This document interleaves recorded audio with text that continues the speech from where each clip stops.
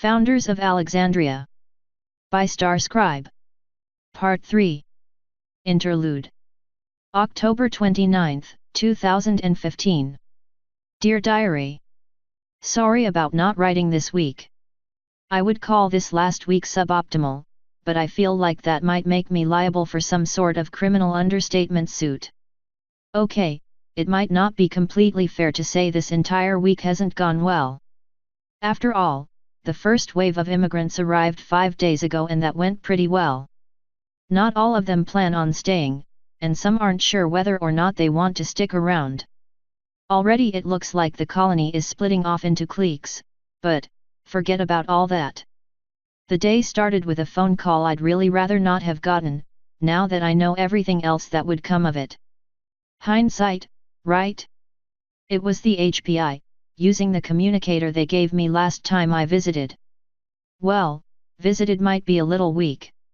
Last time I volunteered myself as a living subject for experimentation. The goal was pretty obvious: determine what about pony bodies makes us immune to the damaging effects of the thermic field. Got DNA, brain scans, that whole bit, but none of the scientists looked that thrilled about any of it. Honestly, I'm not sure if it helped, but what they got was just the first wave of results, right? All kinds of great things might come when they get the chance to fully sequence my genome, get down into the really nitty-gritty stuff. It took decades of research to perfect the first antibiotic. Spending time with the HPI reminds me a little of Princess Luna. Edmund Clark. I'm sure you'll remember him, he's the one in charge. He's more far-seeing than anyone I've ever met, maybe even more than the princess herself. To hear that man speak is like hearing the schemes of a Greek god. To be fair, I would be quite surprised if there was a single person in that bunker with an IQ lower than 130. Say what you want about IQ not being a comprehensive or even accurate evaluation of intelligence, and you're right, but there's a point. The point is that they picked the very best humans in the world. Strongest, smartest, fastest, you get the idea. To lead them, the greatest of all. Clark isn't frightening until you hear him speak. His plans stretch centuries after his own death, a comprehensive branching web of goals and projections. Some good news: the HPI have accumulated more nuclear material than any organization has ever possessed. So much, that he tells me the heat generated by the fuel supply is actually used to generate much of the ordinary electrical demands of the bunker. He shared some other numbers with me. Based on optimistic predictions of existing hardware lifetime, the bunker should last about a century.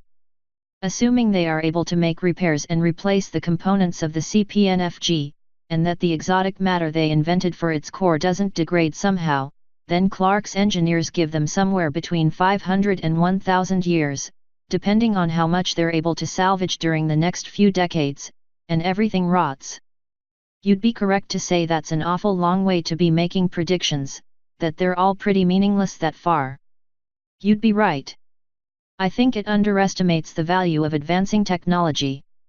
After all, weren't we convinced we were going to run out of oil at one point? I'm serious. It used to be a big deal, back when humans were men and meat was tasty. I spent my childhood hearing about things like peak oil and how we were sucking the planet dry. If the Kimball net's still a thing, go ahead and look at the known reserves of oil by year, and compare it to production. Even though humans made more and more each year, the known supply of untapped oil kept going up. How is that possible, you might ask? Probably because you think oil comes from olives or soybeans or flax or something by this point. Peanuts? Didn't one of the first diesel engines run on peanut oil? I think I saw a Mythbusters episode about that once. I think the point of my stupid rambling is that technology is what stopped us from running out of oil. We kept getting more advanced, so we were able to tap resources better, find them better, make what we found go further. The HPI will need to do that in order to survive. The absolute key for them, the project that's consuming more of their resources than any other, is making survival in the thermic field possible. Ultimately, they wish to perfect an inoculation or vaccination against its effects. They have technology down in that bunker I didn't know existed. Apparently, in the few years leading up to the collapse, as they call it, there was a wave of unprecedented cooperation and innovation all over the world, a sort of interdisciplinary renaissance to create everything the last survivors of mankind might possibly need. Much of it was brought to their bunker, but much of it remains at large. After all, once everyone was dead, they would be able to fly all over the world and collect it, housing it in the hundreds of underground warehouses that have been built to receive them.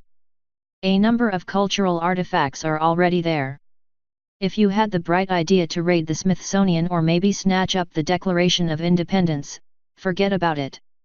Objects of similar worth had been brought in from each of the member nations, since of course the HPI is not a merely American endeavor. I learned some fascinating things about my own physiology during my time in the bunker, though I'm not sure how much the HPI have learned about magic. They're working on an entirely robotic research station, one that will soon be running nearby. It will be able to take measurements of our interactions with the thermic field, which of course doesn't exist in the HPI bunker. They are somewhat limited in what they can learn about magic when no magic is allowed inside. If I sound like I'm avoiding an important subject, it's because I absolutely am. Ultimately there wasn't much to say about my visit with the HPI. I know they've got things well under control, and I trust the management there to make the best choices for humanity's future they can. I made it back a little sick from being away from magic so long, not to mention what passes for food in that place. I don't recommend it, but that was ultimately it. They gave us a hummingbird. Gorgeous machine, one of the most impressive creations I've ever seen. I can safely say that my understanding of mechanics gives me very little insight here. Ultimately things turn and it moves, that's the familiar part. The rest? God only knows. I got such a wonderful chance to learn more about it yesterday. As fun as I've had flying the ultralight, flying on it, technically, I think I might prefer the ground from now on. The HPI gave it to us because they trust us now, and because we can go out into the really dangerous areas, or areas with ponies in them, and recover things for them. They'll give us manufactured stuff we ask for each time we bring something in, so it'll be a bit of a trade. We go on adventures, they give us some crap we don't know how to make. We don't have much use for anything like that right now, since we can pretty much salvage anything we want. But I fully realize that won't be the case forever, and that having this relationship established now will make a huge difference in the years ahead. Getting distracted again? No, distracted is the wrong word. I'm avoiding the subject. The HPI detected something big in Philadelphia, something bigger than the arc radio transmitter Sunset Shimmer used by an order of magnitude. My thought was that they'd spotted an alicorn, perhaps arrived here by accident, or, my hooves tremble at the prospect, born of a returning human. It wasn't that last one, thank God. According to Alexandria, the chances of that happening are astronomically small. Hopefully smaller than 1 in 7 billion. That's pretty astronomical. Something tried to attack us as we got closer to the city. I can only call it a something, because I didn't get to see it. We've only got Mariah's word and some frightening readings from the ship's computer. She described it as a goddamn dragon made of fire. I didn't have my doubts at the time, because I was at the time having one of the worst days of my life. She had to use most of the power to run the CPNFG, which makes sense. I tried to get every pony into their restraints at the first sign of trouble, but there was one pony who didn't make it in time. Me. We started a dive, then we started spinning. The ceilings are 15 feet in some parts of that plane. Or, if you're traveling vertically, the bottom can seem like 40 feet away. Those of us not Pegasi have no recourse but to pray we don't break our necks. It felt like something broke. I bled badly, felt some stuff poking out where it shouldn't have. I've never seen an injury that bad, and I'm thankful I haven't yet. One of those little blessings, I guess. When I came to, things were much better. Oliver and the others were pale as death, and he'd just finished with some medical miracle. We were on the ground by then, had been for a while. The others were just relieved, but not Oliver. I met his eyes, and I saw at that instant that he knew. Probably something to do with that medical cutie mark of his. Unfortunately, my accident and recovery was eclipsed by what we discovered.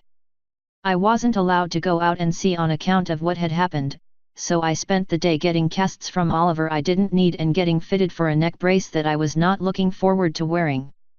The stories the others brought tortured me, though I could do nothing to investigate.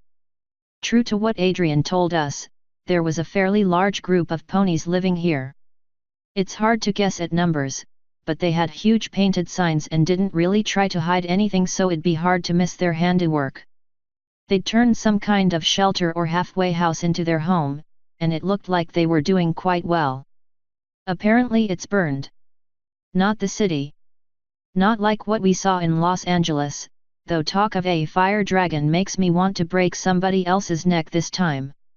The shelter is apparently burned, along with lots full of cars and trucks, a nearby warehouse, a church, basically all the buildings on that block, but the fire didn't spread to the surrounding blocks.